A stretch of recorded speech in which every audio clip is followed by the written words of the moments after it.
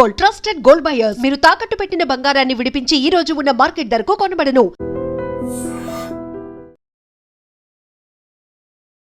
నమస్తే, welcome to I dream. నేను వలి. మంగ్లీ కేసులో ట్విస్టుల మీద ట్విస్టులు బయటకు వస్తూ ఉన్నాయి.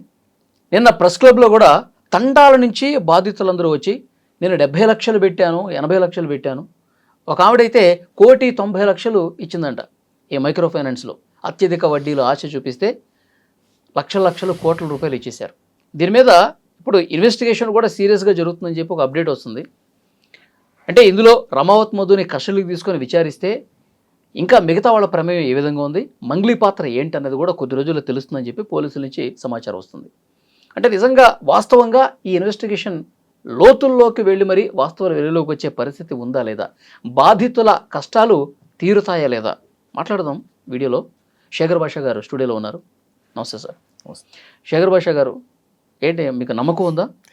అసలు ఫస్ట్ ఆఫ్ ఆల్ నేను ఒక్కొక్క బాధితులు వచ్చి మాట్లాడుతుంటే తాండాల్లో ఉన్న జనాలు కోట్ల రూపాయలు, 50 లక్షలు, 70 లక్షలు పెడుతున్నారంటే, అంటే జనరల్గా మనకి తాండాలు పాపం ఉంటారు అనుకుంటాం కదా, వాళ్ళు ఇంత డబ్బులు ఎక్కడి నుంచి పెడుతున్నారు నాకు ఒక సెకండ్ అర్థం కాల. కోట్లు. తర్వాత నాకు మెల్లగా కొంచెం లోతులోకి వెళ్తే తెలిసింది ఏంటంటే, ఇప్పుడు ఒక్కడు వాడే పెట్టట్లా, వీడు ఒక ఏజెంట్గా మారిపోతున్నాడు. ఇప్పుడు నేను 1 కోటి రూపాయలు 2 కోట్లు ఇచ్చాను అంటే దాని అర్థం ఏంటంటే నేను కలెక్ట్ చేస్తున్నాను. ఎస్పెషలీ ఇది ఎక్కడ జరుగుతుందంటే మన వాళ్ళ దగ్గరే. అరే నేను పెట్టారా, నాకు 10 రూపాయలు వడ్డీ వస్తుందిరా, నువ్వు కూడా బెటరా అని చెప్పి వాళ్ళ తమ్ముడు, బావ, బామర్ది, అక్క, ఈ క్లోజ్ సర్కిల్ నుంచి పూల్ చేస్తున్నారు మనీని. ఇలా ఒక్కొక్కళ్ళు 1 కోటి రూపాయలు పూల్ చేశారంటే ఎంత ఆశ కలిగి ఉంటుంది ఒక్కొక్కరికి. అరే నాకు వచ్చింది, నువ్వు కూడా బాగుపడతావు అని చెప్పి అందరినీ. సో ఇలా తండోపతండాలుగా తాండాల నుంచి జనాలు ఇవాళ హైదరాబాద్లో దిగుతున్నారు, వాళ్ళకి జరిగిన అన్యాయం చెప్పుకుంటున్నారు.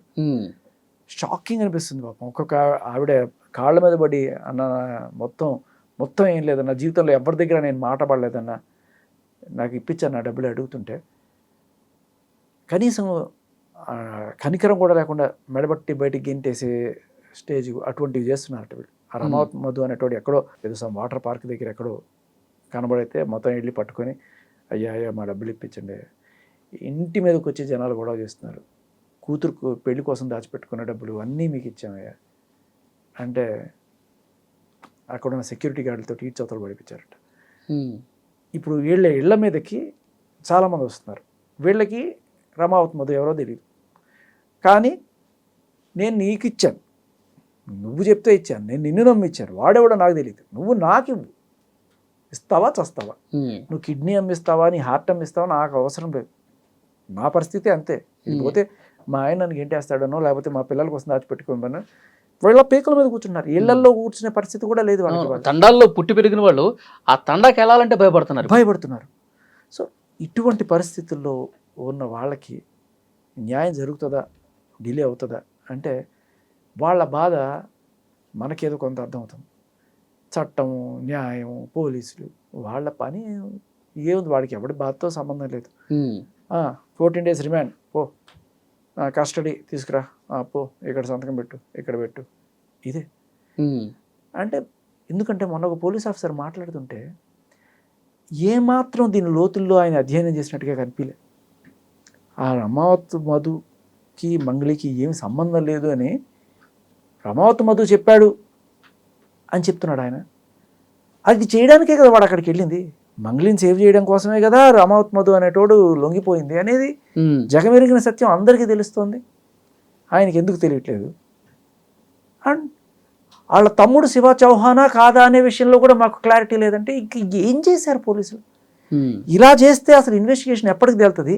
జనాలకు అసలు ఏమైనా న్యాయం జరుగుతుందనే ఒక హోప్ ఏమైనా ఉంటుందా? ఇక్కడ ఇంకో డౌట్, మంగ్లీ గారు అందరికీ ఫోన్లు చేసి, వాళ్ళ కమ్యూనిటీ వాళ్ళకి ఫోన్లు చేసి నా గురించి మాట్లాడండి, నా గురించి కొంచెం పాజిటివ్గా ప్రెస్ మీట్లు పెట్టండి అని రిక్వెస్ట్ చేస్తుంది. కొంతమంది పెడుతున్నారు, కొంతమంది సంపత్ నాయక్ వాళ్ళు అలాంటి వాళ్ళు రిజెక్ట్ కూడా చేస్తూ ఉన్నారు. ఎందుకు ఆమె పట్ల నిజాయితీ ఉంటే ఆమె వైపు ఇట్లా అడగటం దేనికి అనేది చాలామంది క్వశ్చన్. అది ఒకటేంటంటే, మనం ఎవరికైనా సరే డబ్బులు ఇచ్చి నువ్వు చేయరా అంటే చేస్తారు, ఊరికైనా ఎవడైనా ఎందుకు చేస్తాడు? అది కూడా చేద్దాం అనుకునే వాడికి కూడా దీంతో ఈ స్కామ్తో కనెక్షన్ లేదు, నా బంధువులు, నా తల్లో తండ్రో ఎవడో దీంట్లో డైరెక్ట్గా ఇన్వాల్వ్గా లేడు అనుకున్న వాళ్ళు ఎవరన్నా సరే ముందుకు వచ్చి చేసేవాళ్ళు ఎవరన్నా ఉంటారేమో. ఎంతో కొంత చూస్తాంలే, మీకు ఏదో హెల్ప్ చేస్తాంలే అనే టైంలో ఉంటే అదోకే. కానీ ఇప్పుడు తాండాల్లో ఇప్పుడు ఎలా ఉందంటే ప్రతి ఒక్కడు కూడా అందరినీ పూల్ చేసి డబ్బులు చేశారు. పాపం ఒక ఆవిడ వచ్చింది, ఆవిడ చెప్తుంది సివిల్ సర్వీసెస్ రాయబోతుందంట. ఆవిడ చెప్తుంది, నీకు అక్కడ మోసపోయిన వాళ్ళందరూ గిరిజన బిడ్డలే. అంత మోసం చేసిన తర్వాత కూడా ఏ మొఖం పెట్టుకొని నువ్వు అడుగుతావు నాకు సపోర్ట్ చేయమని చెప్పి. అదే అంటుంది ఆవిడ, ఎందుకు సపోర్ట్ చేయాలమ్మా నీకు, నీ పేరు చెప్పే వీళ్ళందరినీ ఇచ్చేసాడు అంటే. లేదండి నేను బాధితురాలనే అంటే. ఇప్పుడు రమావత్ మధు మందిని ముంచాడా మంగ్లీని ముంచాడా అనే డౌట్ వస్తుంది. కానీ మంగ్లీకి ఇక్కడ తను ఏదైనా డబ్బులు పోగొట్టుకున్నట్టు కానీ ఎక్కడ ఏమి చెప్పట్లేదు, తనేమీ ఏ రోజు చెప్పట్లేదు.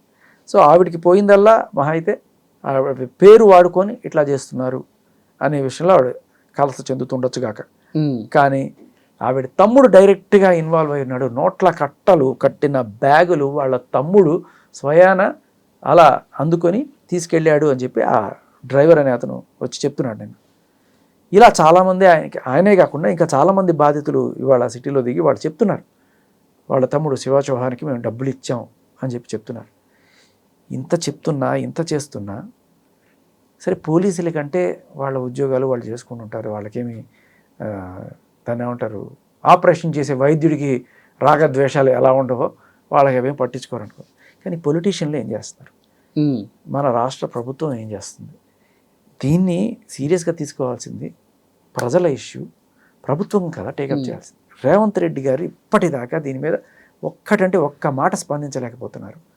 పోనీ ఆయన మినిస్ట్రీ క్యాబినెట్లో ఎంచుకుంటే ఎవరు స్పందించట్లేదు, పార్టీ తరపున స్పోక్స్మెన్ కూడా ఎవరు స్పందించట్లేదు. తర్వాత ఏ పార్టీ గురించి దీన్ని మాట్లాడట్లేదు. ఇంతమంది రీసెంట్గా ఒక స్కీమ్ ఏదో పట్టుకొచ్చారు గిరిజన బిడ్డలకి. సో ఏంటిది, ఎలక్ట్రిక్ వెహికల్స్ మీద 90% రాయితీ సబ్సిడీ. బాగుంది. మరి గిరిజన బిడ్డల మీద అంత ప్రేమ ఉన్నప్పుడు మరి వీళ్ళందరూ కూడా గిరిజన బిడ్డలే కదా, వీళ్ళకి ఏం చేస్తున్నారు?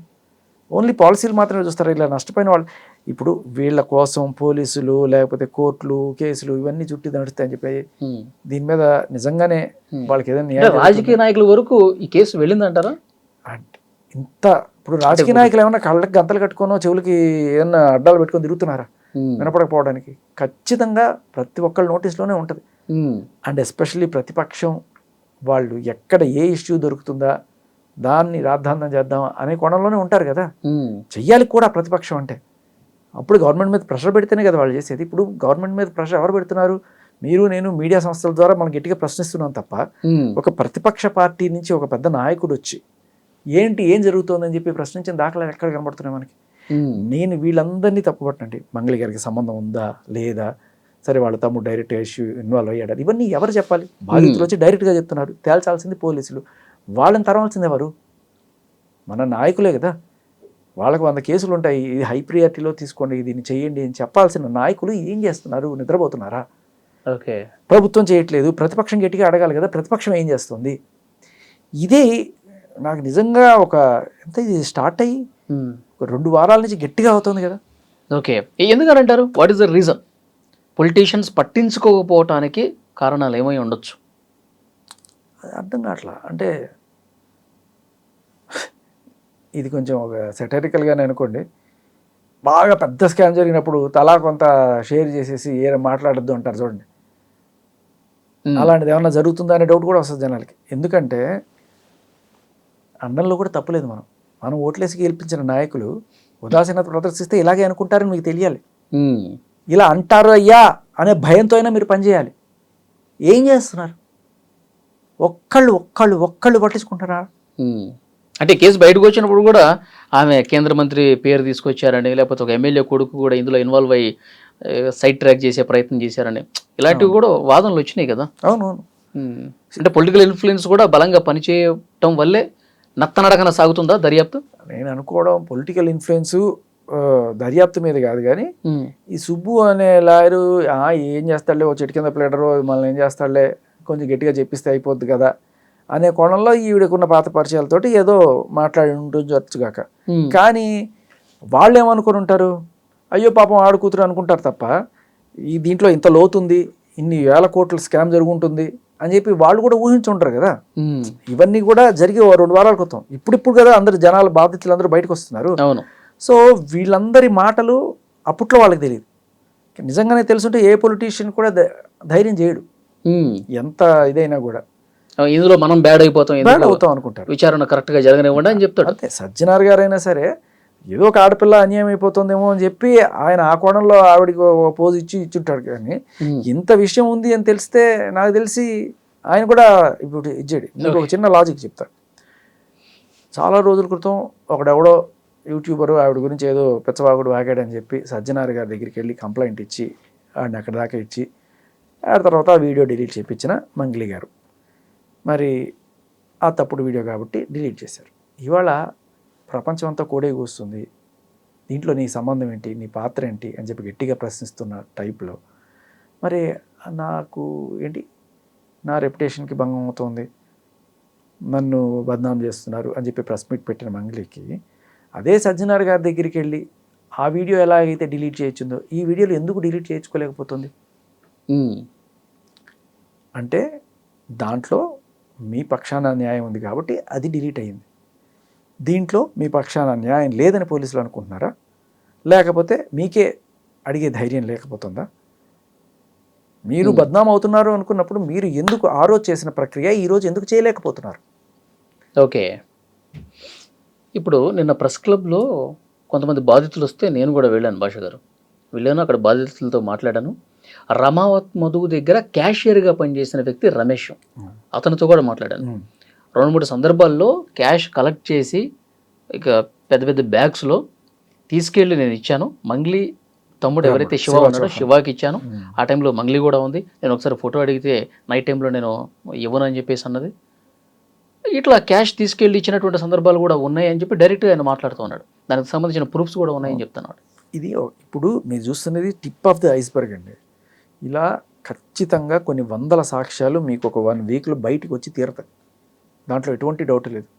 నేను మీకు ఎందుకు చెప్తానంటే ప్రాక్టికల్గా నేను చూసిన సిచ్యువేషన్స్ ఇంతకుముందు కూడా ఎవరైతే ఇట్లా జనాల్ని పీడించుకొని బాధించుకొని తిని ఉంటారో వాళ్ళకి సంబంధించి ఒక్కసారి ఎవరన్నా సరే మీడియాలో గట్టిగా మాట్లాడుతున్నారో అనగానే వాళ్ళ ఇన్స్టాగ్రామ్లకి వాళ్ళ ఛానల్స్కి ఆటోమేటిక్గా సాక్ష్యాలు వెళ్ళిపోతాయి. ధైర్యం ఉన్నవాడు దమ్మున్నాడు వచ్చి ఖచ్చితంగా బయట పెట్టేస్తాడు. నేను ఏమీ పెద్ద డిటెక్టివ్ని కాదు, షెర్లాక్ హోమ్స్ కాదు, అలా సాక్ష్యాలు నాకు ఎలా వస్తాయని చెప్పి చాలామంది అడుగుతుంటారు. ఇలాగే మనం గట్టిగా ధైర్యంగా మాట్లాడతాడు, వీడు న్యాయం కోసం నిలబడతాడు ఒక్క నమ్మకం ఉంటే చాలు, మనకి సాక్ష్యాలు వెతుక్కుంటూ వస్తాయి, యుద్ధాన్ని వెతుక్కుంటూ ఆయుధాలు వచ్చినట్టు. మీరు చూడండి, ఇది ఖచ్చితంగా ఇంకా బోల్డ్ సాక్ష్యాలు వస్తాయి. అండ్ నేను విన్నది ఏంటంటే ఈవిడ యాంటిసిపేటరీ బెయిల్ కూడా అప్లై చేస్తుంది. అవునా? యాంటిసిపేటరీ బెయిల్కి అప్లై చేస్తుంది అన్నట్టుగా విన్నాను. ఎందుకంటే ఏ క్షణమైన అరెస్ట్ జరగచ్చు అన్న భయం ఉందేమో అని. అండ్ ఇంకొకటి, ఆ మధు అనే అతన్ని పోలీస్ కస్టడీకి తీసుకొని ఇన్వెస్టిగేట్ చేసే ముందు ఇన్వెస్టిగేషన్ సరిగ్గా జరుగుతుందా లేదా, న్యాయబద్ధంగా జరుగుతుందా లేదా అనే ఒక డౌట్ జనాల్లో ఉంది. దానికి కారణం ఏంటంటే మంగ్లీని తప్పించడానికే మధు అక్కడికి వెళ్ళి పోలీసులకి లొంగిపోయాడు. మరి వెళ్ళిపోయే ముందు మధుకి వీళ్ళు ఏదన్నా భరోసా ఇచ్చుండొచ్చు, నువ్వు వెళ్ళి లొంగిపోరా, నీకు ఏం జరగకుండా మేము చూసుకుంటాము, మొత్తం అభయహస్తం ఉంది, నీకేం జరగకుండా చూస్తాము అని చెప్పి మొత్తం నీ మీద వేసుకో, నీకేం కాకుండా మేము చూసుకుంటాం అనే భరోసా వీళ్ళ సైడ్ నుంచి వచ్చి ఉండొచ్చు. అందుకనే ఆయన అంత ఈజీగా వెళ్ళాడు అనే మాట కూడా గట్టి కనబడుతుంది. అందుకనే ఆయన గట్టిగా ఎంక్వైరీ చేసినట్టుగా ఆయన డీటెయిల్స్ మాట్లాడకుండా ఆయన చెప్పాడండి మంగ్లీ గారికి దీనికి ఏం సంబంధం లేదని పోలీసులు చెప్తున్నారు కొంతమంది.